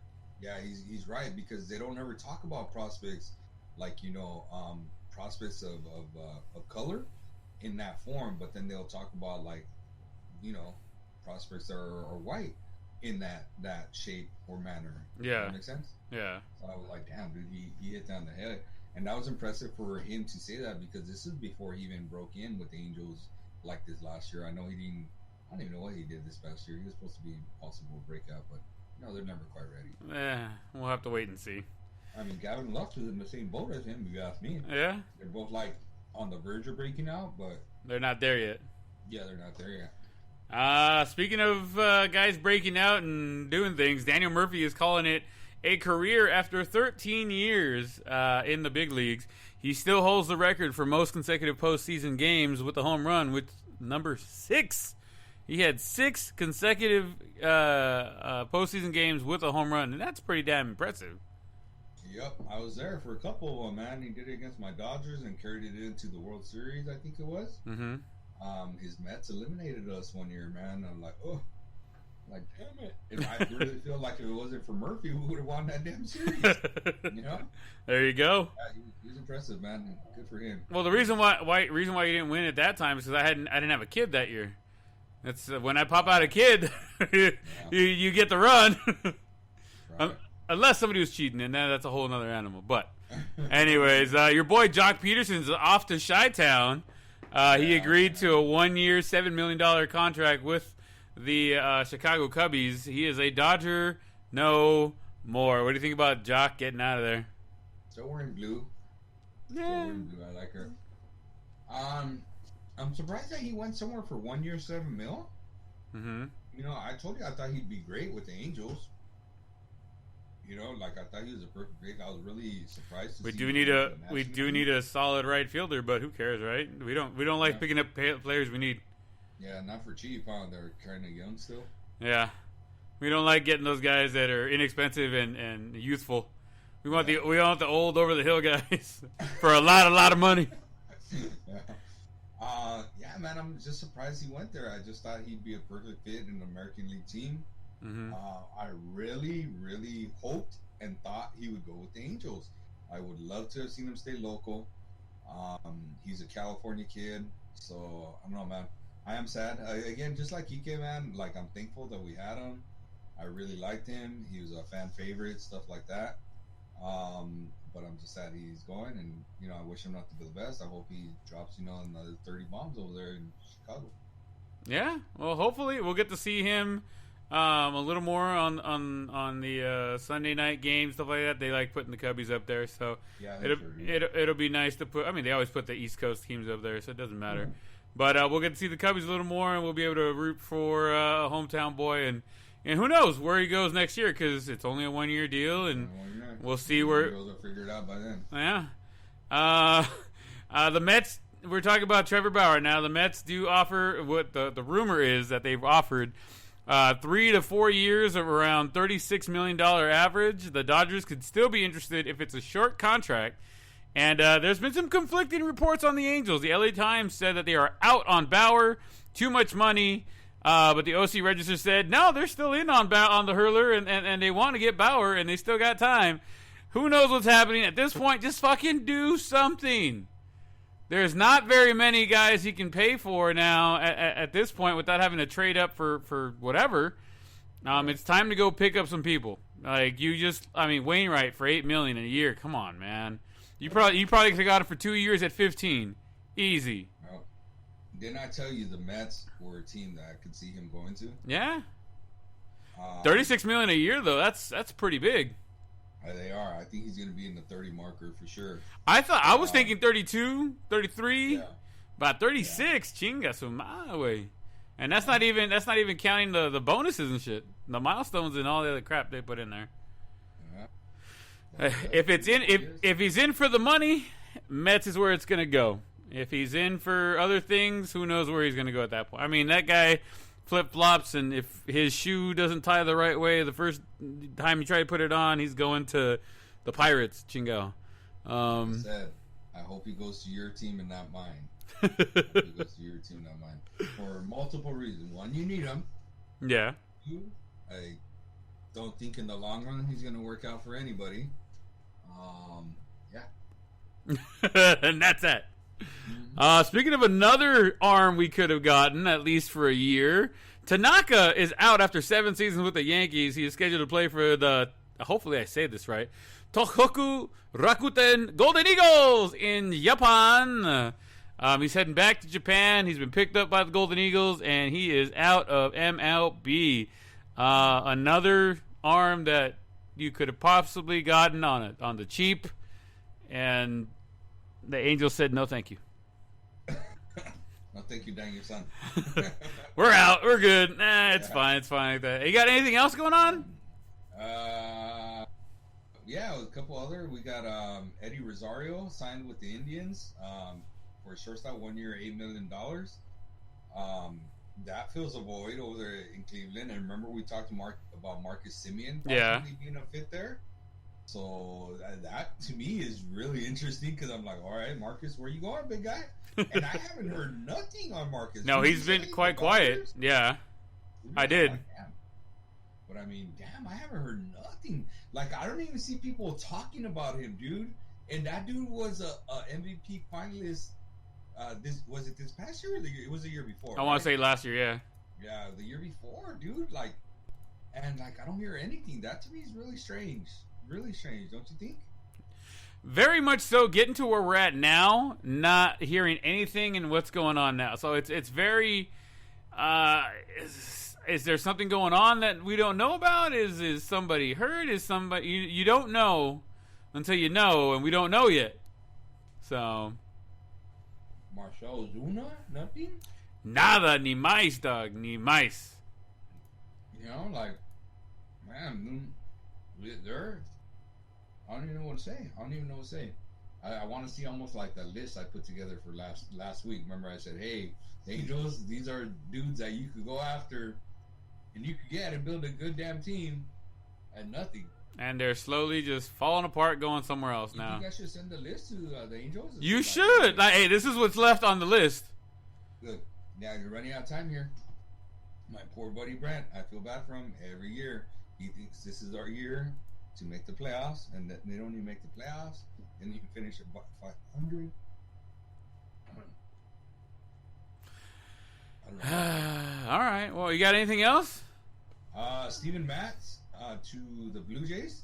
I think that between that and Springer signing with the Blue Jays, signed the fate of Bauer not going to the Blue Jays, because I had told you that I thought that would be a sleeper team that Bauer could possibly go to. Yeah.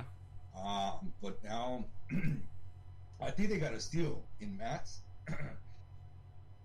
They gave up 3 prospects to the Blue Jays to get Matz. Man, that dude's a nice sinker balling pitcher. Again, another dude The Angels could have gotten. could have got him, because they are not like 3 big prospects. This dude throws a 95-mile-per-hour sinker, man, Ugh. from the left side. Ugh. Jeez, man, I can't think of too many of their lefties that throw a 95-mile-per-hour sinker like that. Yeah, well. I mean, just, man, I understand that. I think that's a good one for the Blue Jays. I think he's going to be a sleeper pick over there with the Blue Jays. His big thing is if he stays healthy. He stays healthy, he's pretty solid. He's going to be a quality number 3 pitcher. Quality number 3 pitcher. And yeah, I think that's what he's going to be. We'll have to wait and see what happens. All right, man. You got anything else to add before we get on out of here? Nah, man, that's it. I'm looking forward to that Super Bowl in a couple weeks. Oh, you know what we didn't talk about? And we should have put it on here. 2 things. Let me throw it on here. I know it's not on the script, it's an impromptu. Mm-hmm. One, I'm really, really excited about Ryan Garcia fighting Manny Pacquiao. They Okay. haven't set a date or anything like that. Super excited, because Ryan had asked him. He didn't call him out, but he more like asked him, like, hey, like, pass the throne to me. Like, you know, like, let's fight. Pass that throne to me. Give me a shot. Ryan Garcia kind of asked him for it, and Manny Pacquiao agreed. I liked it. My boy Ricky Picorni, he's obviously half Filipino, so of course with his heart he thinks Manny Pacquiao is gonna win. And I explained to him, I said, there's no way Manny Pacquiao wins. I said he needs to knock out Ryan Garcia or dominate Ryan Garcia, because boxing's rigged. Okay, when it comes to close fights, boxing's rigged. And there's no way that they're going to harm the face value of a superstar in their sport. Ryan is a superstar. He's a dude that they can market. You know what Yeah. I'm saying? And Manny Pacquiao outboxing him is not going to lead to a loss for Ryan Garcia. You know what I'm saying? You got to knock him out or dominate him. And even dominating, I don't know. Yeah. Might be a split decision. You know what I'm saying?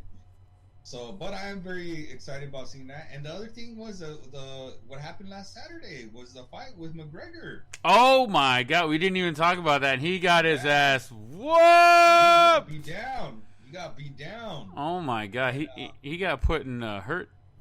Yeah, and I was talking to some of my students about it, and they're like, man, it didn't even look like he was trying, you know? And then a couple of students were like, we really think he did that on purpose to get paid, and so that he could set up the 3rd fight. I mean, Your it's thoughts on that?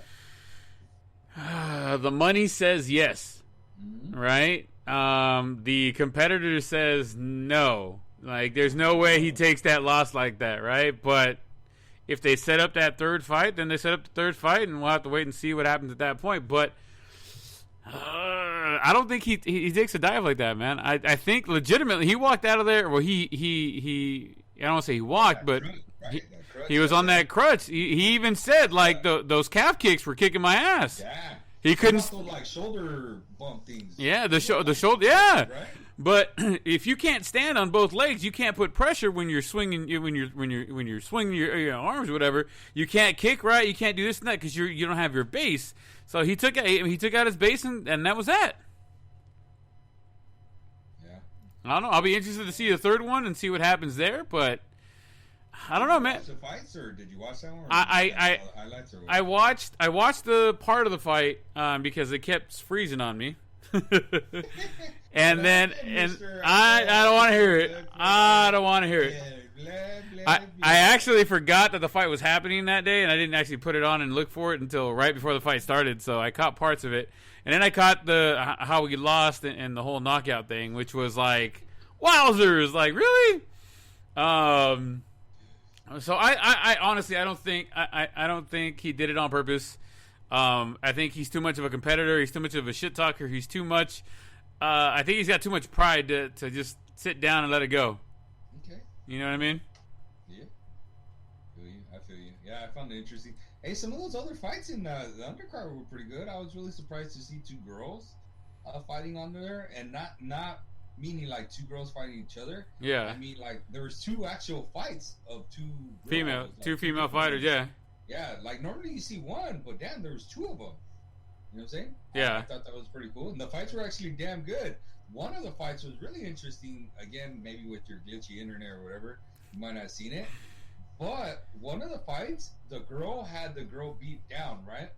And the referee came over, and it looked like he stopped it. Now, it wasn't like a clear stop where get out of the way, get off of her. But to me, I thought he stopped it, right? I really did too. So the girl got up off of her because she thought he stopped it too, the referee. And he looked at her like, hey, she looked at him and she was like, hey, did you stop this fight? He's like, nah. And you literally see him say like, nah, I didn't stop it, right? And in my head, I'm like, yeah, you did. You kicked her out of the way and protected that fighter from her getting her ass whooped. And it looked like you stopped it. Yeah. And he was like, nah, I didn't stop it, right? And she was like, all right. So then she went right back at the girl and whooped her ass, and then he stopped the fight. All right, no, I meant to say I stopped it. My bad. Yeah. So like, man, that to me was really interesting between that fight. There was another one. I don't know who these fighters are because I don't know MMA very much. Like, I wouldn't be able to tell you who McGregor fought. I know who McGregor is because he's famous and stuff like that, but I wouldn't be able to tell you who he fought. Like, I have no idea. Like, not a first name, not middle name, not initials, nothing, bro. Like, I don't even know if he's American.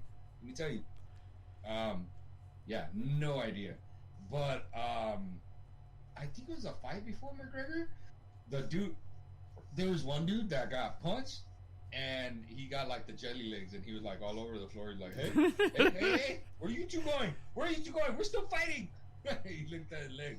That was funny. Did you see any of those fights or no? I did. Like I said, I didn't realize the fights were going on. No, I didn't realize the fights were going on until somebody posted like, "Oh, McGregor fight's about to happen," and I was like, "Is that today?" I pulled a Leon. No, Arizona won by 60, huh? It's like, when was this? That was today. What? Oh yeah, big Arizona State fan. I know, right? I know. Anything else before we get out of here? Hey, those were two good ones, right? Those are really good ones. A good ad right there. Yeah, man. Nah, that's it. That's all I got for you guys. Man, I can't wait for baseball to start up again and for the Dodgers to parade being the champions and stuff like that. We'll see, man. I wonder if they're gonna let more people into the stadium because I saw that there. Did you see? Oh, that's another thing. Did you see that Miami was letting fans into the stadiums and they had dogs sniffing the fans while in line? Yeah. And apparently, the dogs sit down. They could smell the coronavirus, and they will sit down if they sense the coronavirus on you. Yeah, Judy was pointing that out to me. She's like, "Do they have dogs that can smell this?" I'm like, "Well, they have cadaver dogs. They have dogs that can smell the diabetes thing when your blood pressure's up or low." It does not surprise me that they would make dogs that can smell the coronavirus. Yeah, so that was interesting. Mm-hmm. So I would wonder if now that becomes a theme with like sports around the country, because I mean, dude, it can't be that hard to train a whole bunch of these dogs, bro. Like, you know that owners would be like, "Hey, how much does it cost to get me one of those dogs? What? $2,000? No problem, because I'm gonna make 50,000. Yeah, having, you know, like they're gonna do the math and they're gonna start getting the dog. Hey, start training now. You know, like yeah, you know like, yeah, absolutely. And figure it out. So I just found that really interesting. I know it's one of those, like, I feel like it's a stock tip. Like, hey, keep an eye on this because I think this could lead to something. You know what I'm saying? Oh yeah. So yeah, so I think that was a little side interesting note that I think it will lead to something. We'll have to wait and see what happens with that. Let's hear the old Artie goodbye. All right. Hey, my family's been hit with it. Your family's been hit with it. So let's do our best to not get our families be hit with the coronavirus. I know we might have some people that we've lost along the way. But please wash your hands and use your mask and keep that social distancing when possible.